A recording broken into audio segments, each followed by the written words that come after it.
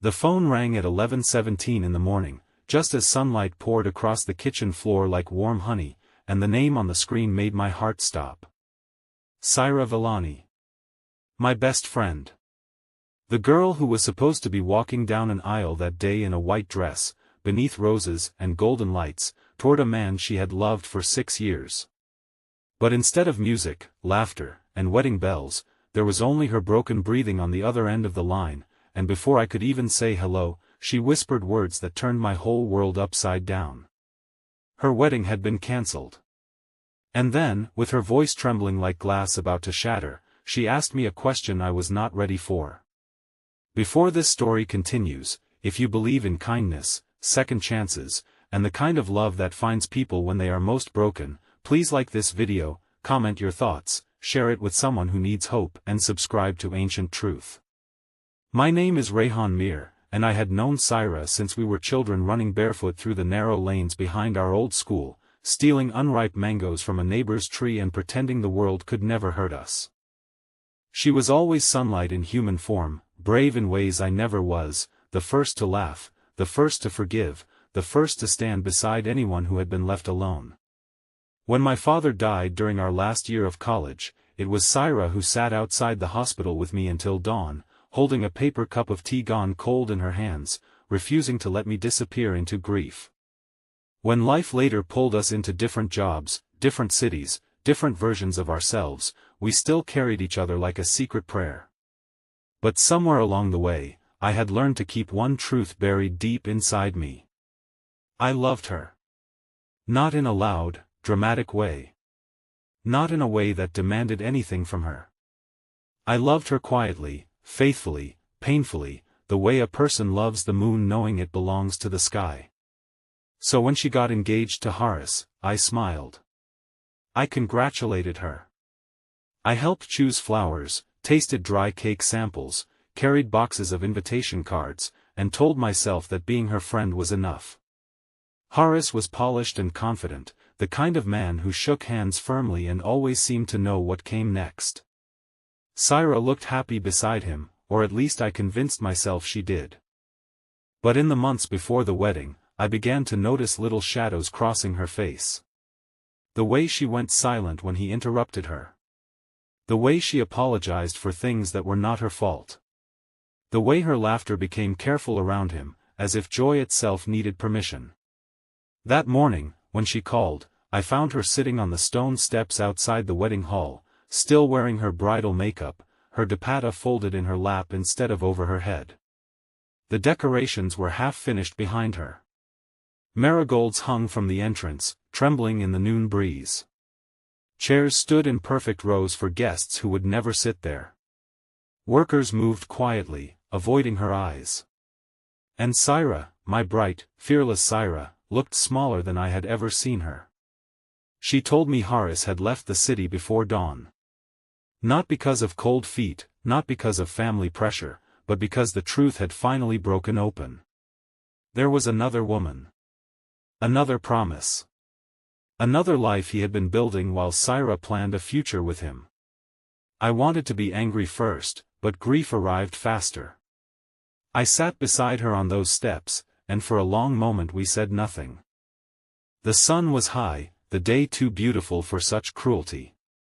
She stared at the empty road and told me she felt ashamed, as if betrayal was something she had caused by loving too honestly. I told her she had nothing to be ashamed of, but the words sounded too small for the wound in front of me. Her mother was inside crying. Her relatives were whispering. Her father was trying to cancel the caterers with a dignity that kept cracking at the edges. Everything smelled of jasmine, dust, and ruined dreams. Then she looked at me, and I saw the question before she said it. Her eyes were swollen, but steady, like someone standing at the edge of a cliff and choosing not to fall.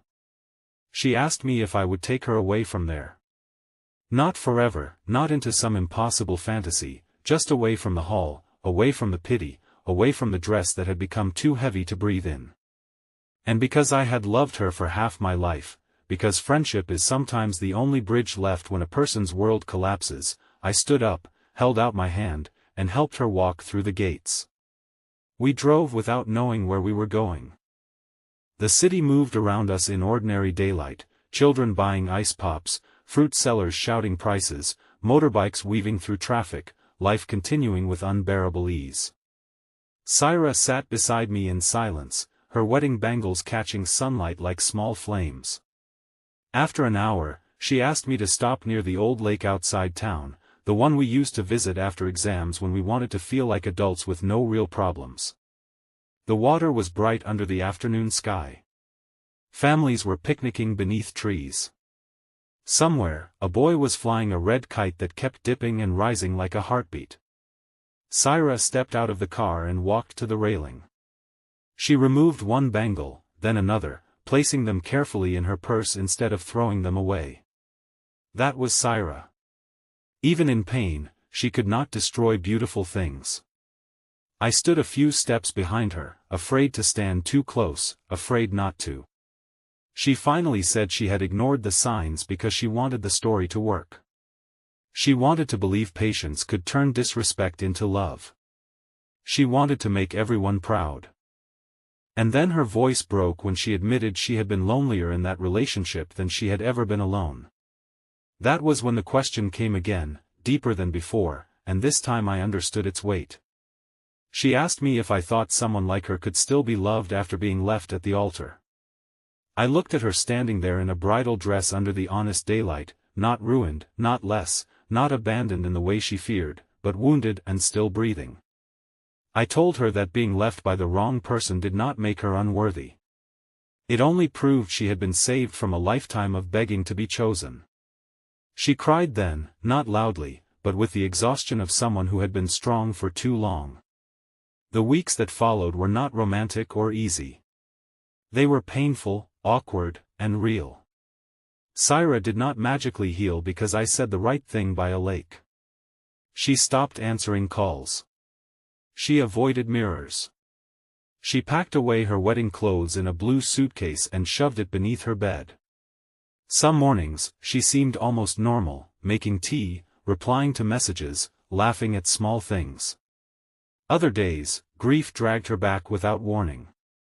She would call me at lunchtime from her office parking lot, unable to walk inside because someone had asked about Horace. I never told her to move on. I never told her everything happened for a reason. I simply stayed. Slowly, something began to change, not between us at first, but inside her. She started taking long walks before work. She cut her hair to her shoulders, not as a symbol, she insisted, but because she wanted to feel the wind on her neck. She returned to painting, a dream she had abandoned because Horace once told her art was a hobby, not a future. Her first canvas after the cancelled wedding was messy and dark, full of deep blues and sharp lines, but in one corner there was a small yellow door. When I asked about it, she smiled for the first time in days and said maybe every ending needed one. Months passed. The gossip faded, as gossip always does when it finds a newer wound to feed on. Saira's family breathed again. Her mother stopped lowering her voice when talking about marriage. Her father began inviting me for lunch with suspicious warmth, though I pretended not to notice. And I, foolishly or faithfully, kept my love hidden. I knew she was healing, and I refused to turn her pain into my opportunity. Love, real love, does not rush toward someone's brokenness with open hands asking to be rewarded. It waits outside the door until invited in. Then, one clear daytime morning almost a year later, Saira called me again. This time her voice was calm, but there was something in it that made me sit straighter. She asked me to meet her at the same lake. When I arrived, she was already there, wearing a simple green kurta, sunlight caught in her hair, a sketchbook resting against her knees. The place looked unchanged, but she did not. She looked like someone who had walked through fire and returned carrying a lantern. She told me she had received a message from Horace. He wanted to apologize. He wanted closure. He said he had made the biggest mistake of his life. She showed me the message, and I felt anger rise in me like heat, but I said nothing. This was not my decision to make. Saira folded the phone in her hands and looked across the water.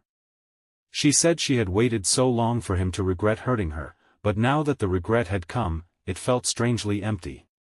She did not want revenge. She did not even want answers.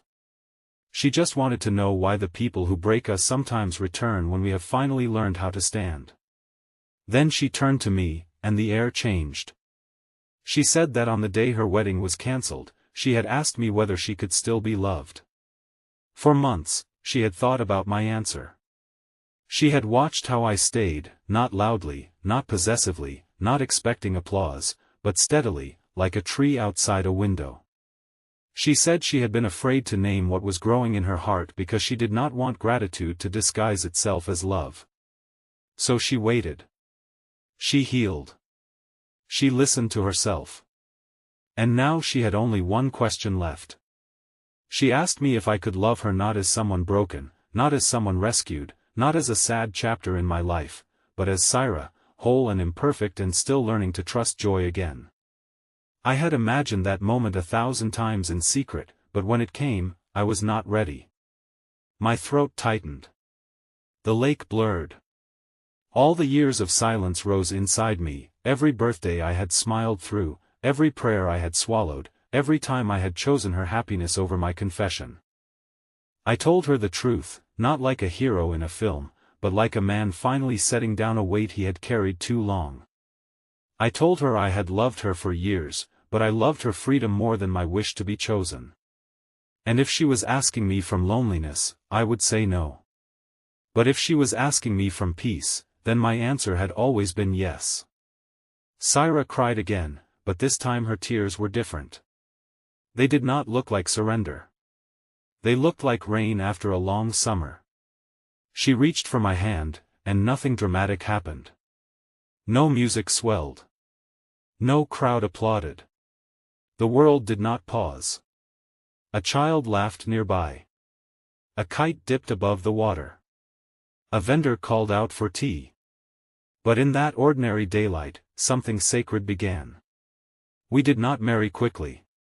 We did not turn healing into a wedding montage. We took our time. We learned each other again as adults, with scars, and boundaries and honest fears. Some days she panicked when happiness felt too good to trust. Some days I worried I would always be compared to a wound I had not caused. But we talked.